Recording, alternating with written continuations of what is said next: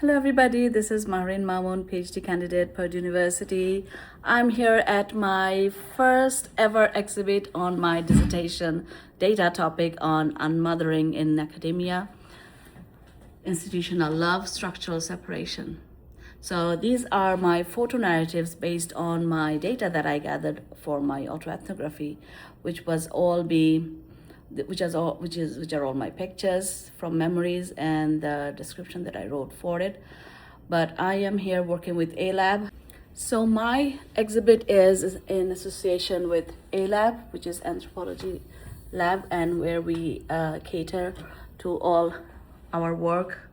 And I'm glad to walk you through the work. So I have 9 stations, and I'm actually going to not stop and go through from each of the stations so that it makes sense why I worked, why these memories mean. So I'm gonna turn off the camera and walk you through. If you'll see the squeaky shoes, and bear with that, and you'll also see my heavy breathing sighs because they come with the stories that I have to tell to you. So this is my station 1. It's inherited departures, because unmothering in my family was intergenerational. You can see this is kind of an abstract of Bangladesh map and what was drawn with it. So these are the pictures from when my mom in 1984 as a US aid scholar left for University of Beirut, Lebanon to do her master's. As you can see, hey mom. She finished her degree, came back, all good. She ended up becoming a professor of economics, retired. That's my dad saying goodbye to my mom before her departure. These are the pictures my dad used to take of us to send my mom. And this is a letter that my mom wrote to my sister. And we were too young to read these letters. These letters were normally read out to us by our dad or by my Kalamuni, my aunt. So for this, there's a narrative poetry for here. It's called, I have stood here before, not as mother, but as the one left behind when I was 3 or 4. My mother left for her studies, just like I will leave for mine. Aspirations travel through generations, reproduced in ways we do not choose. We do not repeat each other, we repeat the conditions that made this necessary, like mother, like daughter. That's my station 1. Okay, this is station 2, time to go, no stay. So this is how it all started. I started applying, I did get accepted in 4 universities, yay. But that also means that I was to be prepared to leave my children, like my station 1 was, my mom did to us, because it was so okay, because I thought my mom, the support that my mom got from my father and my aunt, I would be getting the same. You can see all these airports. This was the first time I had to leave them. These are the every time I went back home. This is what I came back to. This was my home, if you may. So this is all the furniture's unassembled. So it's, you can see how education is also based on assumptions that I would know how to put those things back. My niece, Marvin, she is also a very giant part of my life too, so you can see how much she misses me every time I go back home and I have to say goodbyes. You'll see here in August 22, when I first left, they're still not processing what is going to happen. You can see they're still smiling. Obviously, I'm not. So they did not understood what it meant till they actually realized what it means. So when I came back home, to surprise them in December 2022, that's when she really got it. Okay, she's leaving again because the previous 4 months, she understood what that meant. And this was very recent as well. So that's me. So what it says here in my poetic narrative says, I know departure before the gate announces it. In silences at dinner, in promises I never make. The flights are my way out, yet it carries instructions, 2 luggage, 23 kg each. What to leave behind in order to belong. My children wave as I wave back at them. They don't understand what's wrong with me. Why do I leave if it makes me cry? Okay, we are back. Station 3, schedule, that is Zoom.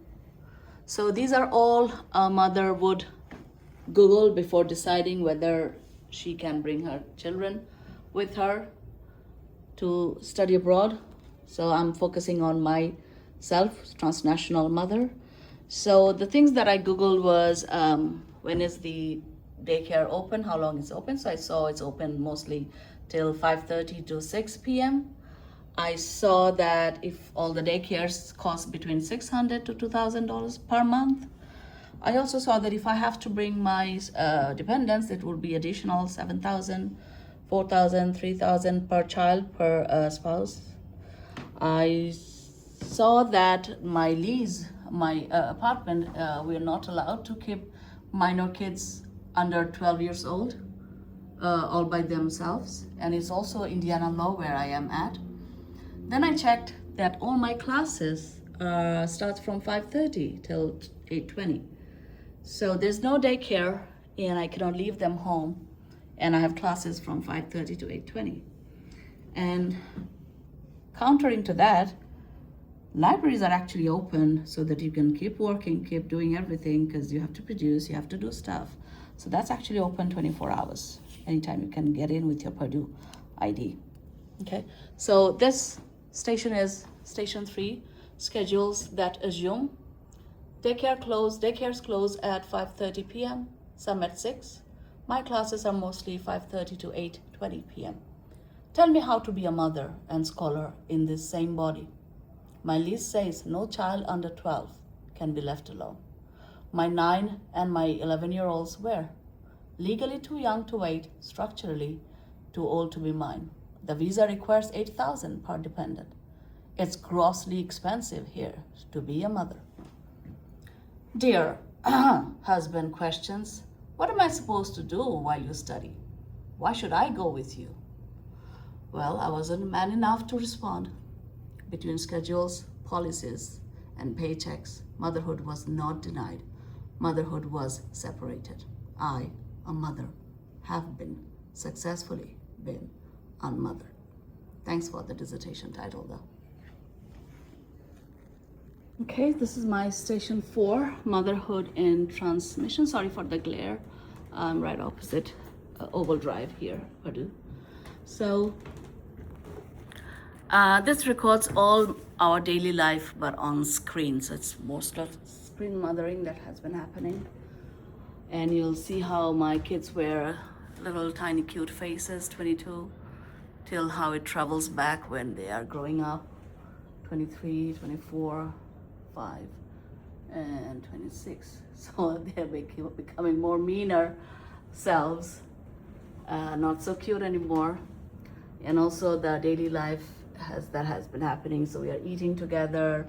My niece is showing off her Eid dress, my birthday, funny days, good morning kisses, their school, Marvin's first tooth gone, when my son decides that he needs some love life, my daughter showing me that I'm not getting any mango this summer, when they have high fever, when my son wins a race, my daughter having her first pimple, my mom going through her very difficult foot amputation surgeries.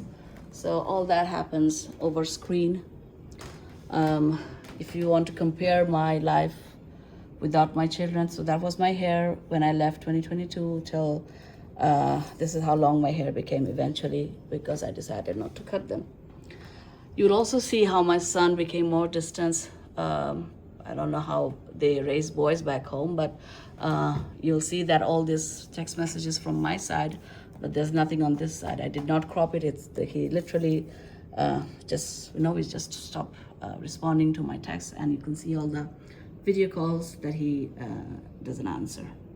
Okay, and we'll see that I was a bit, I did scold him a little. What's your tone? How you speak to me? It's common decency that you, when you cut somebody's call, you send them a message. I just wanted to know if you're okay.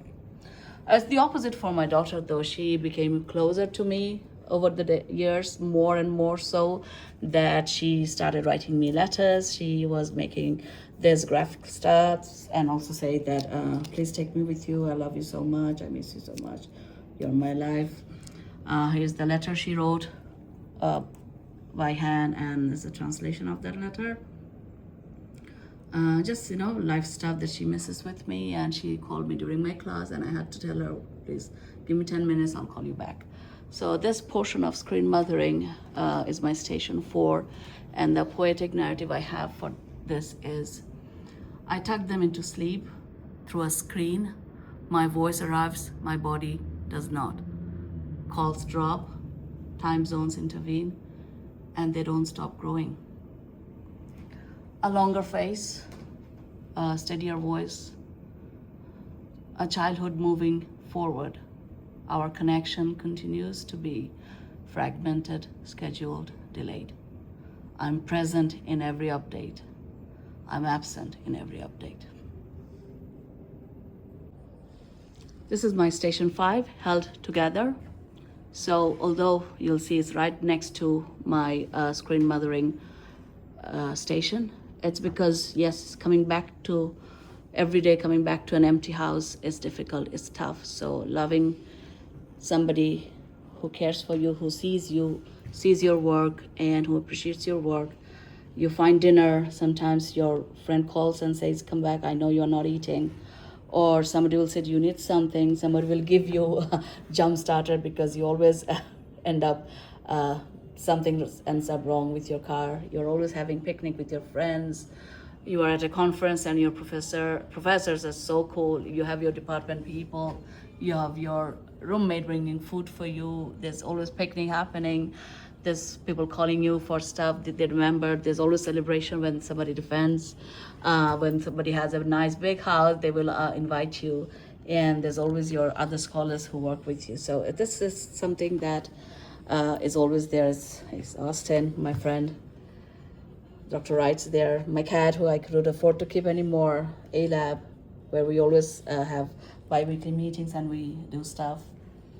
So yeah, this one says, held together.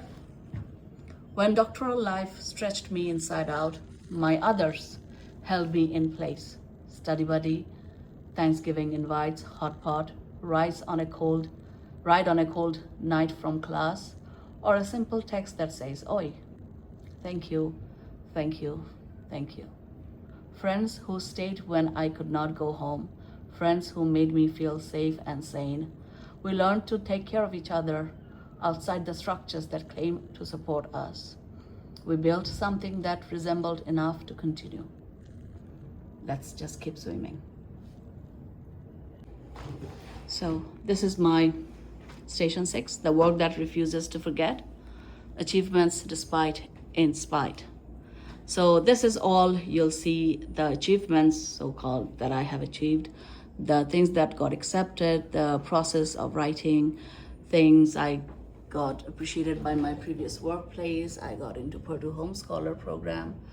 I got Silmer funds. I was the president for SIXA, Graduate Students Association here at College of Education. I got funding for my dissertation, Wilsland, for next year. I got funding from Graduate Student Support, Dean's Fund. I am cited for my work.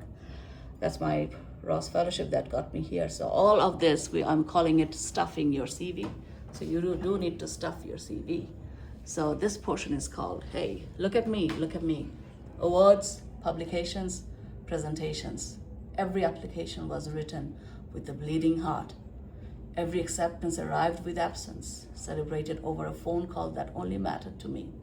The loneliest race that I keep running on loop.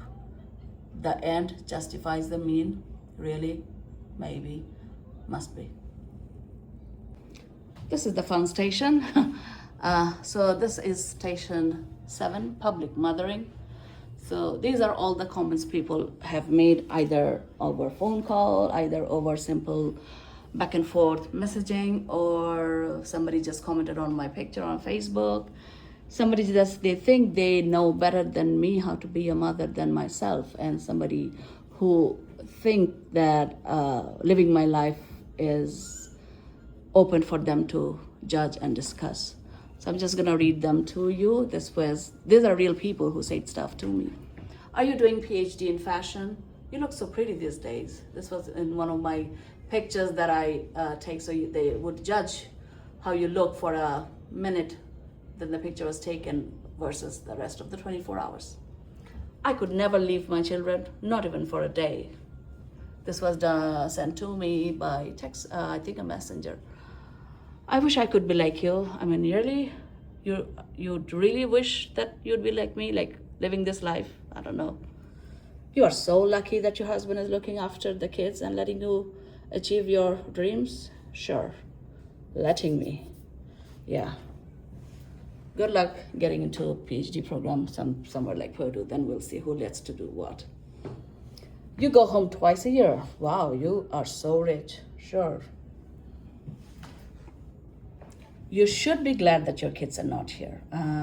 Okay. What an amazing husband you have. Good joke. Why couldn't you get into a PhD program closer to home, like from India or Malaysia, like many of your colleagues did? Well, my choice. This was like, I don't know if this person is still on my Facebook, but if they are, I should be not with them. Wow, didn't know Purdue admits only beautiful ladies. Hey, not just joking. This is also directly at me, I think on my messenger too. Didn't you feel bad when you boarded the plane? Or I think it was more like, how did you feel when you boarded the plane without your kids? Not good. And this is also from somebody who was very close to me, but I'm like, it pierced my heart when somebody said that my PhD must be easy because I'm doing it so well. So this says public mothering, station 7. They watch me through a screen, not to ask if I was well, but to measure what I had left behind. How could I live? How could she leave her children? Motherhood became public property, open to evaluation, correction, discipline. I was no longer just absent. I was accountable, but not to my children. This is my station 8. There's a lot of stuff happening here, so I'm going to take you through. This is not just pictures, these are installations of objects as well. So you can see this is something fun stuff is happening. They're happy. So these are all my journey back home to them. And these are their demands over text messages. They would always send me and I would oblige. And this is a symbolic creation of the suitcases that I would always fill up all the time before as my journey date nears. This is also Bangladeshi shari, and this is achol. I forgot the English. And this is pleats or kuchi. So these are, you have to like assemble. So this is made on organizing boxes. I hope you can see. So this is symbolic to the fact that we are PhD students and you know how much we compartmentalize our lives over and around being a mother. So this body resembles an mother, and how it's braided in as a sari. Oh, tassels are achol and the pleats. This has mother written in many languages, you can see. So there's a story behind having a sari here is one time my daughter had an event to attend and she wanted to wear a sari and I was trying to help her to show how to wear it like modern ways. So I was like drawing stuff and she still couldn't understand. She was getting frustrated and like, you know, back and forth. She did end up wearing the sari, but again, that's all we can do physically. I cannot be there. So I had to give her tutorial via text. And these are the videos of stuff that's every time I was going home. So if you remember from station 3, how the expenses got bigger and bigger because I had to go back home. And the guilt eats you up, so you end up buying a lot of stuff. A suitcase half full of gifts, half full of guilt. Buck chocolates, oh, did I say chocolates, sorry. Buck chocolates and chips, Dollar Tree, Walmart, Goodwill, Black Friday. Amo, bring this. Amo, don't forget that. I carried what I could afford. I left behind what I could not carry. Time, touch, smell. This sari says mother in many languages. I'm searching for unmothers like me. Assemble. This is the last station for my exhibit. It's called What If, and it does not have any poem because we are getting serious now. I'm proposing to design a Purdue Mothers Center thanks to my marketing and entrepreneurship background, which I may have worked for 14 years. So there is a possibility, like there was a news just recently we saw child care center was closing. But we actually can have a profitable yet non-profit yet cause-friendly work by having a Purdue Mother Center. So it would still be funded by NFS grant, it could still be donated for Purdue alumnus, we could still have summer program to finance it, we could have sponsorship, we can have summer subscription from the students who need this center, and it would be always accessible, and we will always have our safe space for our students who are mothers. We can have ongoing research around mother scholarship.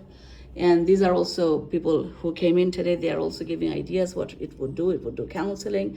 There will be emergency childcare after 5:30 on weekends. Some people give some other ideas too. So it's doable. It's something that we take things for granted till we face what's happening with us. And this has been part of my life. It is hard to be vulnerable, but I'm glad that I got to do this. Thank you. I'll just do a quick roundup with how the exhibit looks. So that's the stations.